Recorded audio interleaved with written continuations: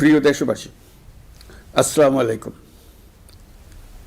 আজ আমাদের পুরো জাতি গভীর শোক ও বেদনায় নিস্তব্ধ। দেশের গণতান্ত্রিক রাজনীতির শীর্ষ নেত্রী, সাবেক প্রধানমন্ত্রী ও বিএনপি চেয়ারপারসন বেগম খালেদা জিয়া আর আমাদের মাঝে নেই। ইন্না লিল্লাহি ওয়া ইন্না ইলাইহি রাজিউন। বেগম খালেদা জিয়ার ইন্তেকালে আমরা গভীরভাবে শোকাহত ও মর্মাহত। তার মৃত্যুতে জাতি এক মহান অভিভাবককে হারিয়েছে। এই গভীর শোকের মুহূর্তে আমি তার পরিবারের সদস্যবৃন্দ, রাজনৈতিক সহকর্মী এবং অগণিত কর্মী সমর্থকদের প্রতি সমগ্র জাতির পক্ষ থেকে আন্তরিক সমবেদনা জানাচ্ছি। মহান আল্লাহর কাছে আমার প্রার্থনা, তিনি যেন আমাদের সবাইকে এই গভীর শোক কাটিয়ে ওঠার শক্তি দান করেন। বেগম খালেদা জিয়া ছিলেন বাংলাদেশের রাজনীতিতে এক পরম মহিমান্বিত ব্যক্তিত্ব। গণতন্ত্র, বহুদলীয় রাজনৈতিক সংস্কৃতি এবং জনগণের অধিকার প্রতিষ্ঠার সংগ্রামে তার অসামান্য ভূমিকা ইতিহাসে অম্লান হয়ে থাকবে। স্বৈরাচার ও ফেসিবাদের বিরুদ্ধে তাঁর আপসহীন নেতৃত্ব বারবার জাতিকে গণতন্ত্রহীন পরিস্থিতি থেকে উত্তরণের পথ দেখিয়েছে এবং মুক্তির প্রেরণা জুগিয়েছে।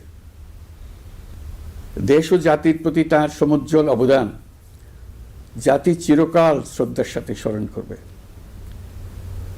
তাঁর দীর্ঘ রাজনৈতিক যাত্রা, গণমুখী নেতৃত্ব এবং প্রিয় মাতৃভূমির স্বাধীনতা ও সার্বভৌমত্বকে সমুন্নত রাখতে তাঁর অবিচল ভূমিকা অবিস্মরণীয় হয়ে থাকবে। এমন একজন মহান দূরদর্শী ও নিখাদ দেশপ্রেমিক নেত্রীর শূন্যতা পূরণ হবার নয়।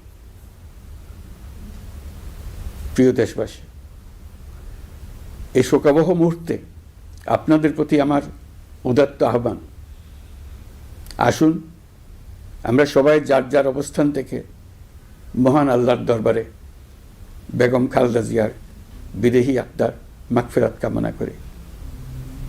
একই সঙ্গে জাতির এই কঠিন সময়ে আমরা যেন ঐক্যবদ্ধ থাকি।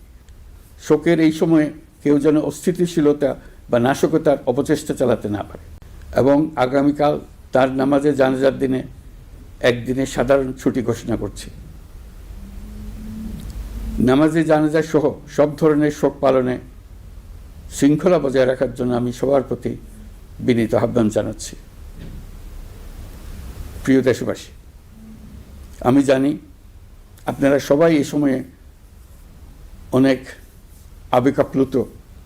আমি আশা করছি শোকের এই সময়ে আপনারা ধৈর্যের পরিচয় দেবেন এবং তার জানাজা সহ সকল আনুষ্ঠানিকতা পালনে সংশ্লিষ্ট সবাইকে সহযোগিতা করবেন। মহান আল্লাহ তাআলা আমাদের সকলকে ধৈর্য, শক্তি ও ঐক্যবদ্ধ থাকার ক্ষমতা দেন। আল্লাহ হাফিজ।